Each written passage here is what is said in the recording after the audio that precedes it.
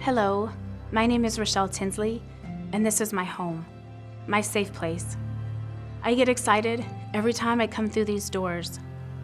When I was lost, broken, and desperately seeking for my one true love, the Lord led me here. It is here, in my Father's house, where He gave me wings to fly for the first time. I have literally come out of my cocoon in such a beautiful community. I'm His doxology caterpillar, showing and telling how He has transformed my life everywhere I go.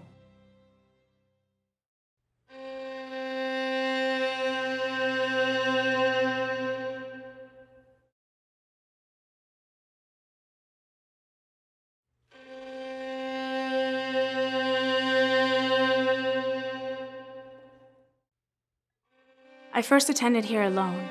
I sat on the back row. I didn't own a Bible or a journal. No app on my phone. I left no offerings or tithes. I was secretly hoping no one would talk to me, or more importantly, ask me where I worked, or what I did for a living. There's just no nice way to say, I get paid to sin to the fullest every day, or that I'm a stripper. I seduce men and get naked for money. One of my favorite lies I believed was I was an entertainer. Surrounded by every sin you could imagine, drunkenness, greed, sexual immorality, love of self, adultery, lust, love of idols, my soul was heavy. I lived a life of lies. I felt dirty. The enemy paid very well, in cash. Sometimes thousands in one night. But none of this could have happened without numbing my guilt and pain with lots of alcohol. I saw firsthand what happens when Jesus isn't your rock, anchor, your first love. That was my broken family tree. He was not the center of our family, ever.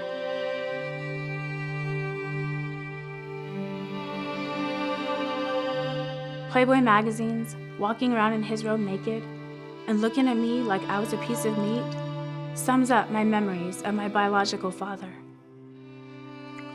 I grew up with a wolf who devoured me every chance he could.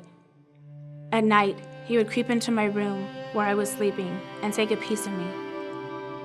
I've tried to block out those terrifying memories for most of my adult life.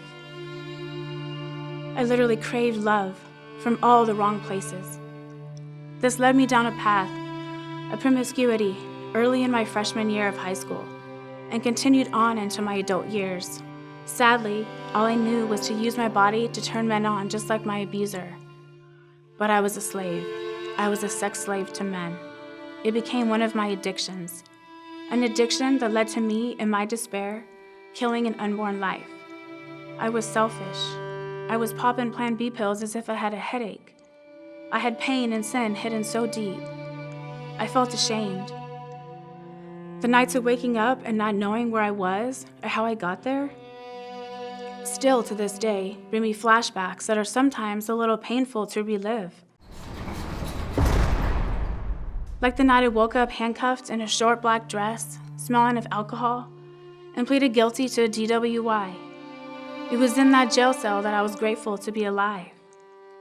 I was face to face with concrete walls, asking myself, how could I ever jeopardize seeing my son again? Overwhelmed with emptiness, I felt hopeless. I recognized I needed help. The day I realized, for the first time, I was going to have to stand before my unborn child one day, was the day I fell to my knees and prayed to the Lord to please change me. It broke me all the way down. Was there something wrong with me? And the Lord started answering me, one memory at a time, one sin at a time. He was gentle. He knew what I could handle, and His timing is perfect. It was a camping trip that my son and I went on Memorial Day weekend in 2012, 7 years ago, where the Lord laid out all of my biological father's sin and darkness to light for me once and for all. I would now know my truths and face it head on. That night was the last night he would ever get to hurt me again. I woke up next to my son, covered in blood, my nose busted with a gash in the center, and my underwear was on one leg. My son was awake that night. The Lord took my hand and hasn't let go. He told me, don't be afraid, just keep trusting. I gave the authorities the clothes on our back, the few memories I had, and was told I didn't have enough evidence. The Lord used my son to help bring light to so much darkness I carried for so long. I've been able to use this painful and traumatizing experience to teach my son about how our loving Jesus can turn it into a beautiful love story to help and inspire others. There was so much freedom in speaking the truth when asked how I got the black eyes or my broken nose camping with my father. I distanced myself from this evil man, and the Lord began to break these generational chains. He began chiseling away at my heart. This was about me and my true peace. So when our Heavenly Father led me through these doors, on that back row, now front row, I heard the precious gospel for the first time. I was hungry for the truth. This amazing bald guy in jeans and plaid shirt ministered to my heart every time I came into my Father's house. Jesus knew exactly what I needed. His words poured life into me. Pastor C told me Jesus loved me, no matter what has happened to me or what I've done. Today is a new day. I left with hope, feeling loved, and wanted more. I wanted to tell someone all about what Jesus has done for me and what I've been through.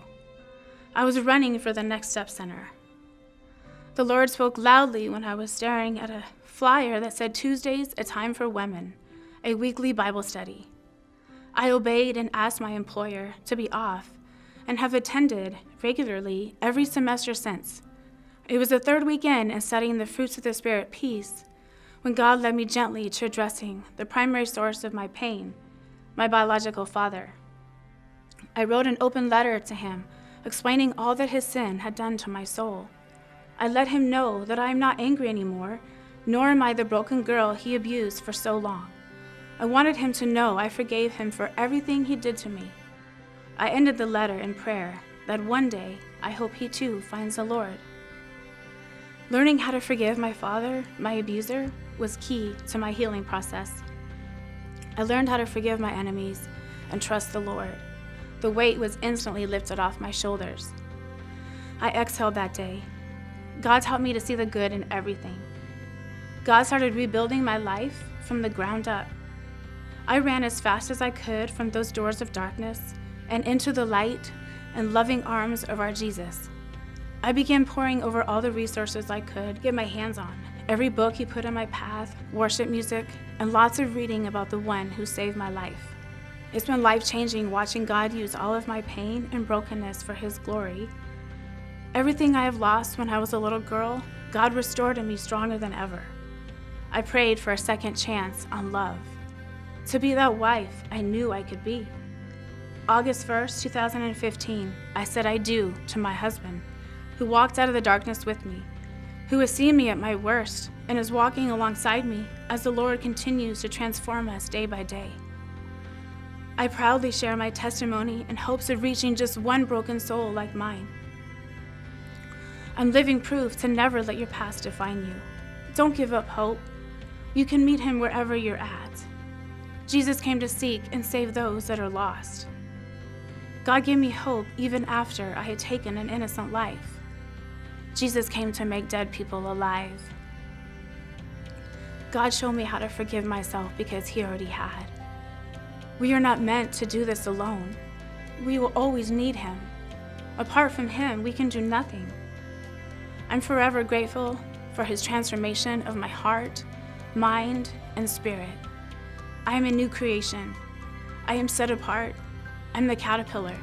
He transforms. My life verse, Psalms 18:4-6. Death had its ropes wrapped around me. A deadly flood was carrying me away. The ropes of the grave wrapped around me. Death set its trap right there in front of me. In my trouble, I called to the Lord. Yes, I cried out to my God for help. There in his temple, he heard my voice. He heard my cry for help.